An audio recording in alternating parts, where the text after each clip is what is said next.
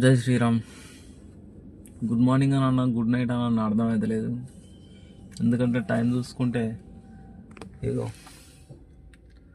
2:30 అవుతుంది.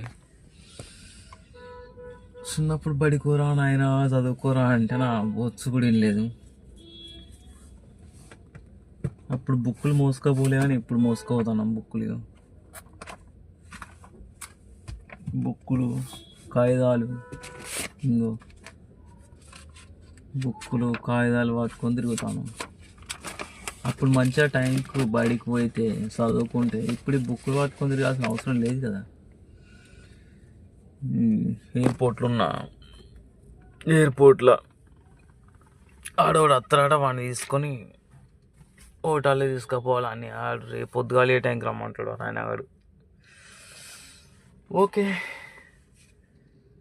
మళ్ళీ వస్తా, ముచ్చట్లు బాగా మాట్లాడుకుందాం.